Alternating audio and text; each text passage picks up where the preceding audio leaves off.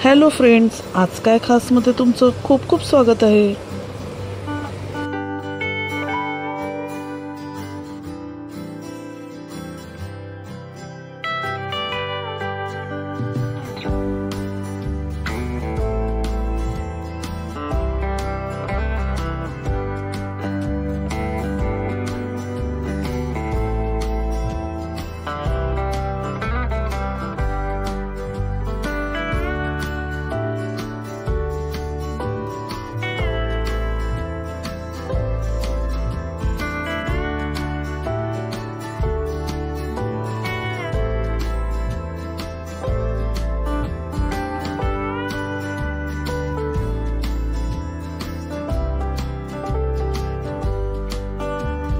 तर आज आपण अंड्याचं कालवण बनवणार आहोत। तर मागच्या वेळी मी अंड्याच्या कालवणाची एक रेसिपी दाखवलेली। आज हा प्रकार 2। तर सुरू करूया रेसिपी। तर आपण इथे 1 वाटी ओलं खोबरं घेतलं, त्याचे तुकडे करून तेलामध्ये आपण तळून घेतले। अर्धा कांदा आपण उभा चिरून घेतला, तो सुद्धा आपण फ्राय करून घेतला। आता आपण कांदा आणि खोबऱ्याची पेस्ट बनवून घेऊया।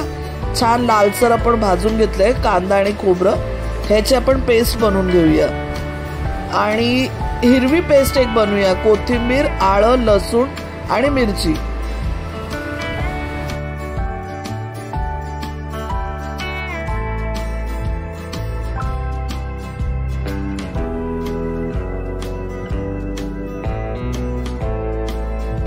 आता आपण 3 टेबलस्पून ऑइल मध्ये ग्रीन पेस्ट फ्राय करून घ्यायचे।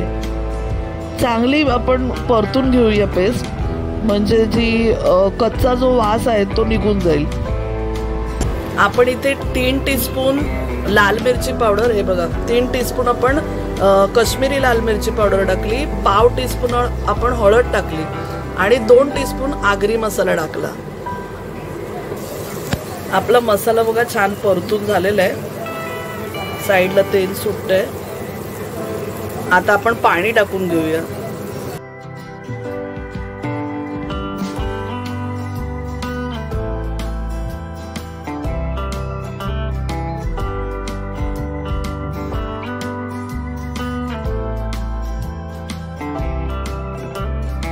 आपण 2 ग्लास पाणी टाकून घेतलं। आता आपण बटाटी वाफवलीत, 2 बटाटे आपण वाफवून घेतली, ती टाकूया।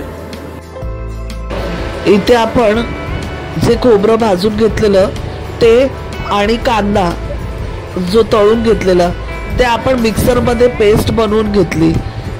आणि आता आपलं बघा अंडी आपण सोलून घेतली, आपण अंडी वाफवलेली ती आपण सोलली, सालं काढून घेतली त्याची। आणि आता ही पेस्ट पण आपण टाकणार आहोत। अंडी आपण रसामध्ये सोडली, छान उकळी आले बघा रसाला। आता जी पेस्ट आपण बनवलेली भाजक्या वाटणाची ती आपण टाकली याच्यामध्ये। आता बघा रसा किती दाट झालाय, आपल्याला किती दाट हवाय त्याच्यावर डिपेंड आहे आपण पेस्ट किती टाकायची। तर आता आपण जी पेस्ट होती भाजक्या खोबऱ्याची ती टाकून घेतली आणि अर्धा चमचा आपण गरम मसाला टाकला। गरम मसाला असेल तर चिकन मसाला असला तरी चालेल। तर आपण टाकून घेतला अर्धा टीस्पून। आणि आता एक उकळी आली की आपलं कालवण झालेलं आहे, कारण की आपण अंड पहिले उकडून ठेवलेलं, अंड आणि बटाट।